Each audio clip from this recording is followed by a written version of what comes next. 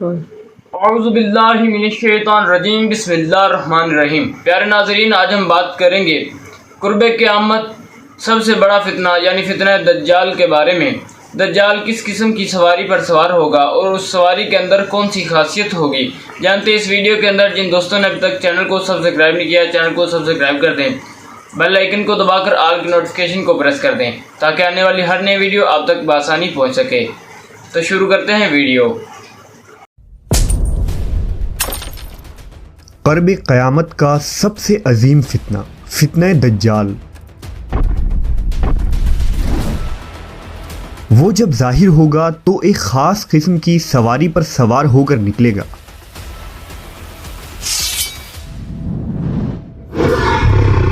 उसकी सवारी में किस तरह की क़ुव्वत होगी और क्या दज्जाल के उस सवारी का ताल्लुक़ आज के जदीद दौर से है?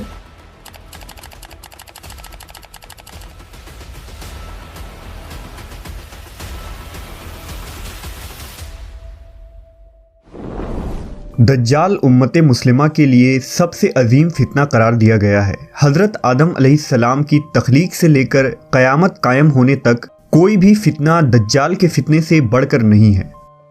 दज्जाल के मुतालिक हम मुसलमानों के पास जो मोतबर तरीन ज़राए हैं वो नबी सल्लल्लाहु अलैहि वसल्लम की अहदीस मुबारका है, जिसकी रोशनी में हम ये जान सकते हैं कि दज्जाल के पास किस तरह की क़ुव्वतें होंगी और उन शैतानी क़ुव्वतों से दज्जाल किस तरह की तबाही मचा सकता है।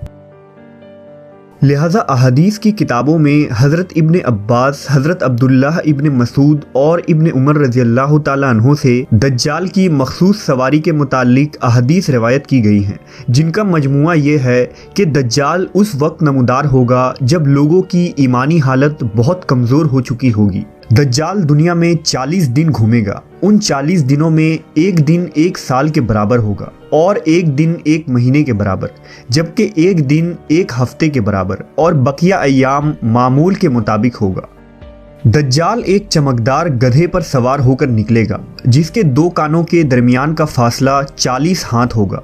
दज्जाल अपने उस सवारी पर सवार होकर समुंदर में इस तरह दाखिल हो जाएगा जैसे एक घुड़सवार अपने घोड़े पर सवार होकर एक तंग नदी में दाखिल हो जाता है। उसके लिए ज़मीन समेट दी जाएगी, यानी वो बहुत तेज़ रफ्तारी से सफ़र करेगा। वो सूरज के गुरूब होने के मकाम पर उससे पहले पहुंच जाएगा। समुंदर का पानी उसके टखनों तक पहुंचेगा। दज्जाल के पास 70,000 की फ़ौज होगी जिनके ऊपर सब्ज़ चादरें होंगी, यहाँ तक कि वो अबू अल मराक के टीले पर आकर ठहर जाएंगे। वो ऐसी बुलंद आवाज़ देकर सबको बुलाएगा कि उसको ज़मीन और आसमान के दरमियान सारी मखलूक सुनेंगे। फिर दज्जाल उन लोगों से कहेगा कि तुम सब मेरी इबादत करो, मैं तुम्हारा रब हूँ। इस मौके पर रसूल अल्लाह सल्लल्लाहु अलैहि वसल्लम ने फरमाया, तुम्हें ये पता हो कि तुम्हारा रब एक आंख वाला नहीं हो सकता। भला वो जो दूसरों को आंखें देता है वो खुद कैसे बीनाई से महरूम रह सकता है। उस बदबख्त दज्जाल के माथे पर काफिर लिखा होगा जिसे सिर्फ मोमिन ही पढ़ सकेगा और उसे पहचान लेगा। दज्जाल अपने गधे पर सवार होकर सारी ज़मीन पर घूमेगा। इस ज़मीन का कोई मैदानी, सहराई और पहाड़ी इलाका ऐसा बाकी नहीं बचेगा जहां वो ना जाए, सिवाय मक्का मुकर्रमा और मदीना मुनव्वरा के। अल्लाह ताला उन दोनों जगहों के फरिश्तों के ज़रिए हिफाजत फरमाएगा। दज्जाल जब वहां दाखिल होना चाहेगा तो फरिश्ता उसका रुख फेर देंगे।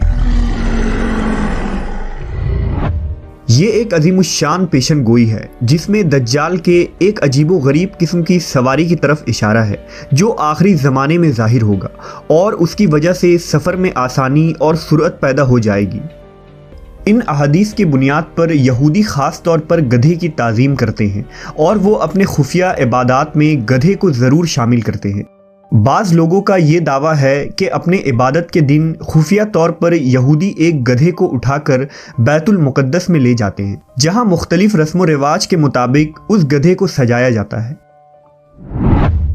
सहाबा कराम के जहन में उस वक्त ये सवाल ज़रूर आया होगा कि ऐसा गधा कहाँ से आ जाएगा जिसकी लंबाई और चौड़ाई इतनी देवकामत होगी।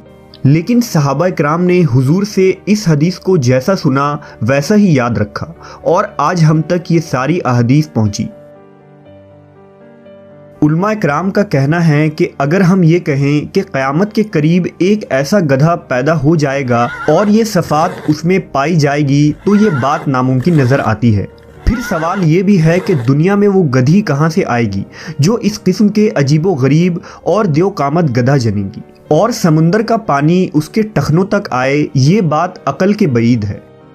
कुछ मुहक्किकीन के राय के मुताबिक दज्जाल की सवारी के लिए हदीस में लफ्ज़ दाबा या जानवर का लफ्ज़ इस्तेमाल किया गया है और वो किसी भी तरह की सवारी हो सकती है।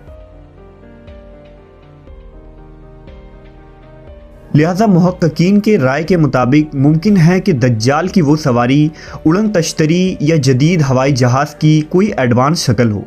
गर्ज ये कि हम जानते हैं कि आज के इस जदीद दौर में हवा और आवाज़ के रफ्तार से कई गुना ज़्यादा सुपरसोनिक जहाज़ तैयार हो चुकी है और उड़न तश्तरी के किस्से भी पिछले 100 सालों में बहुत मशहूर हुए हैं, जिनको यूएफओ कहा जाता है। इन यूएफओस को देखे जाने के वाक़यात ज़्यादातर बरमूडा ट्रायंगल के नज़दीक हुए हैं, जो फ्लोरिडा के करीब है।